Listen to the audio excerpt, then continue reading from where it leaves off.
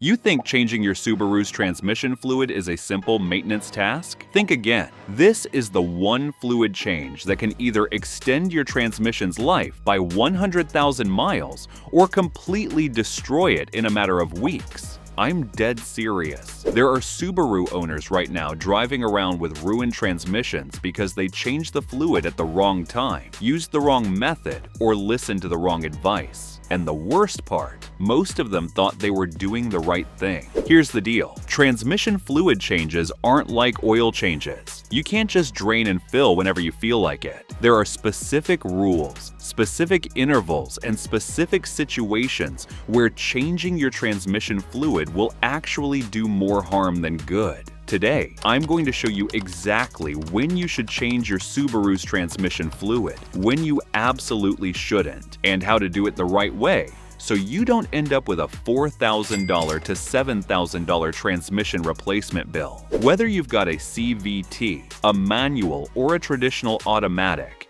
this applies to you. Every single word of this video could save your transmission, so don't skip ahead. Don't assume you already know this, because I guarantee there's something here that'll surprise you. Let's jump in.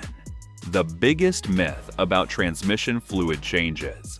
Let's start with the most dangerous myth out there. Transmission fluid is lifetime. You never need to change it. Wrong. Subaru, like many manufacturers, used to market certain transmissions as having lifetime fluid, and a lot of owners took that literally. They drove 150,000 miles, 200,000 miles, never touched the transmission fluid, and wondered why their transmission failed. Here's the truth. Lifetime doesn't mean the lifetime of the car. It means the lifetime of the warranty, which is usually 60,000 to 100,000 miles. After that, Subaru doesn't care. Your warranty is up. If the transmission fails, that's your problem. But here's where it gets tricky. There's a narrow window where changing your transmission fluid is beneficial. Change it too early and you're wasting money. Change it too late and you might trigger a catastrophic failure. So when is the right time? Let me break it down by transmission type, because Subarus use 3 different kinds and each one has different rules.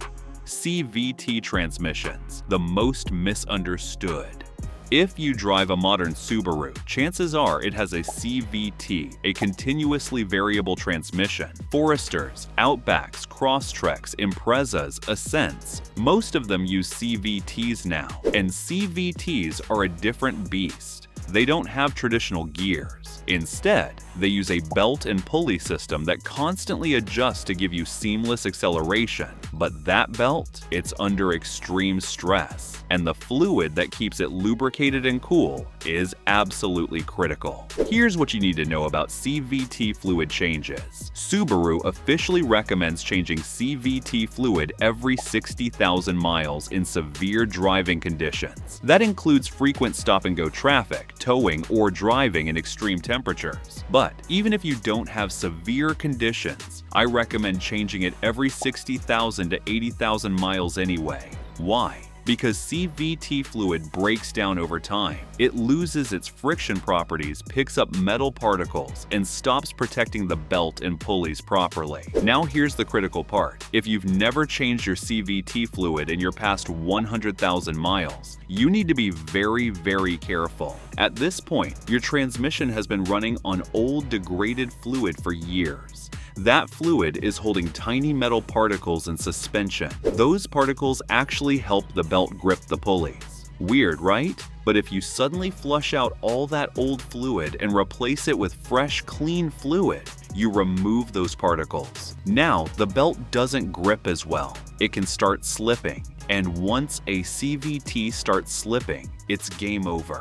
I've seen this happen. Someone hits 120,000 miles, decides to finally change their CVT fluid, and 2 weeks later, the transmission is shuddering, slipping, and throwing codes. Was it the fluid change that killed it? Sort of. The transmission was already damaged from running on old fluid for too long. The fresh fluid just exposed the damage. So here's my rule for CVTs. If you're under 100,000 miles and you've kept up with regular changes, stick to the 60,000 to 80,000 mile interval. You're good. If you're over 100,000 miles and you've never changed the fluid, don't do a full flush. Do a drain and fill instead. This removes about 40% to 50% of the old fluid and replaces it with fresh, but leaves enough old fluid in there to maintain friction. And if you're past 150,000 miles with original fluid, honestly, just leave it alone at that point. The risk of causing problems is too high. Traditional automatic transmissions, a different story. Older Subarus and some newer performance models use traditional automatic transmissions with planetary gears and clutch packs. These are more forgiving than CVTs, but they still have rules. For traditional automatics, Subaru recommends changing the fluid every 60,000 miles or 6 years under severe conditions. For normal driving, you can stretch it to 80,000 to 100,000 miles. But here's the thing. Even if Subaru says it's not necessary, I'd still change it. Here's why. Automatic transmission fluid does more than just lubricate. It also acts as hydraulic fluid, transmitting pressure to engage clutches and shift gears. When it breaks down, you get delayed shifts, hard shifts, or slipping. And once you start feeling symptoms, the damage is already done. Transmission repairs are expensive. Fluid changes are cheap. So my recommendation? Change your automatic transmission fluid every 60,000 miles. Don't wait for symptoms. Now here's the method debate. Flush or drain and fill. A lot of quick lube shops will offer a transmission flush. They hook up a machine, pump out all the old fluid, and replace it with new. Sounds great, right? Wrong. Transmission flushes can be dangerous, especially on high-mileage transmissions. The high-pressure flush can dislodge sludge and varnish that's been sitting in the transmission for years. That debris gets pushed into narrow passages and clogs up the valve body. The safer method? Drain and fill. Drop the pan, drain the fluid, replace the filter if your transmission has one, refill with fresh fluid. You're only replacing about 40% to 50% of the total fluid, but that's enough to refresh the system without shocking it. You can do this twice, 6 months apart, to replace most of the old fluid gradually.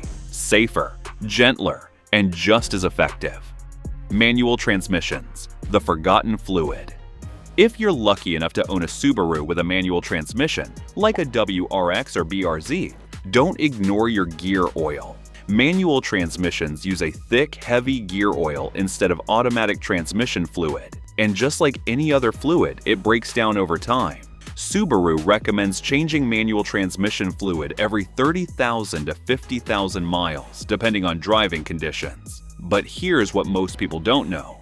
The type of fluid you use matters a lot. Subaru specifies a certain viscosity and certain additives for their manual gearboxes. Use the wrong fluid, and you'll get notchy shifts, grinding gears, and premature synchro wear. Don't just grab any 75W90 gear oil off the shelf. Check your owner's manual for the exact spec.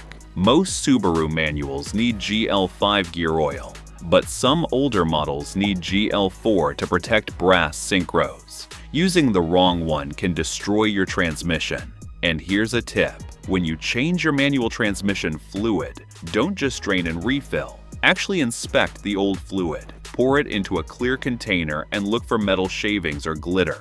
A little bit of fine metallic dust is normal, but if you see chunks or excessive glitter, that's a sign of internal wear. The high mileage problem. Alright, let's talk about the elephant in the room. You've got a Subaru with 150,000 miles. You've never changed the transmission fluid. Should you do it now?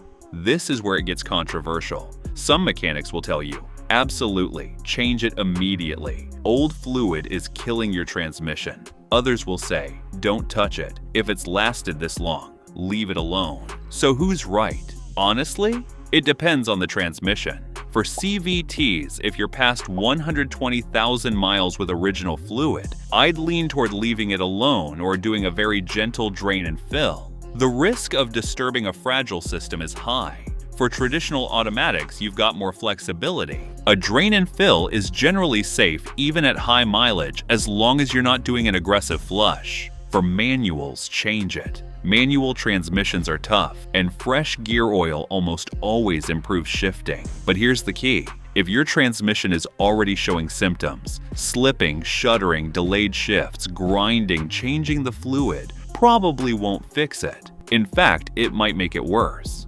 Why? Because those symptoms mean internal damage has already occurred. Fresh fluid can't repair worn clutches, damaged bearings, or chewed up gears. So if your transmission is acting up, don't throw a fluid change at it and hope for the best. Take it to a transmission specialist and get it diagnosed properly. The wrong fluid will destroy your transmission. Here's a mistake that kills transmissions faster than anything else: using the wrong fluid. Subaru is very specific about what fluids their transmissions need. CVTs require Subaru CVT fluid or Subaru High Torque CVT fluid. Traditional automatics need Subaru ATF or ATF HP. Manuals need specific gear oil specs. You cannot substitute these fluids with generic alternatives, even if the bottle says works with all CVTs or universal ATF. Why? Because transmission fluids are engineered with specific friction modifiers, viscosity ratings, and additive packages. Your Subaru's transmission was designed around those exact properties. Use the wrong fluid, and the friction characteristics change. Clutches slip, belts slip, shifts get harsh, and over time, components wear out prematurely. I've seen Subarus with destroyed CVTs because someone used compatible fluid from an auto parts store, saved $30 on fluid, spent $5,000 on a new transmission. Don't be that person. Always use genuine Subaru fluid, or a fluid that's specifically approved by Subaru. Yes, it costs more, but it's cheap insurance compared to a transmission rebuild. Signs you waited too long. How do you know if you've already waited too long to change your transmission fluid? Here are the warning signs. Delayed or harsh shifts. If your transmission hesitates before shifting or bangs into gear, that's a sign the fluid has broken down and isn't providing proper hydraulic pressure. Slipping. If the engine revs but the car doesn't accelerate smoothly, or if it feels like gears are slipping, your transmission is in trouble. Shuddering or vibration, especially common in CVTs. If you feel a shudder during acceleration, the belt is likely slipping due to degraded fluid. Burning smell. Transmission fluid that's burnt smells like burnt toast or acrid smoke. If you smell this, your fluid is cooked, and the transmission is probably damaged. Dark or dirty fluid. Fresh transmission fluid is bright red or pink. If it's dark brown or black, it's oxidized and needs changing. If it smells burnt, it's too late. If you're seeing any of these symptoms, changing the fluid might not help. In fact, it could make things worse by exposing existing damage. At this point, you need a transmission specialist to diagnose the issue. Don't throw parts or fluid at it and hope for the best. How to change your Subaru transmission. Fluid the right way. Alright, let's say you're in the safe zone. Your mileage is under 100,000, your transmission is shifting smoothly, and you're ready to do a preventive fluid change. Here's how to do it right.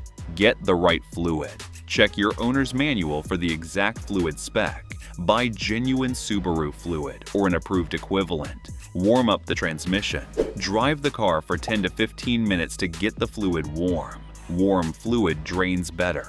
Lift the car safely. Use jack stands, not just a jack. You'll be under the car, so make sure it's secure. Locate the drain plug or pan. Some Subarus have a simple drain plug. Others require you to drop the pan. Drain the old fluid. Remove the plug or pan bolts and let the fluid drain into a catch pan. Inspect the fluid.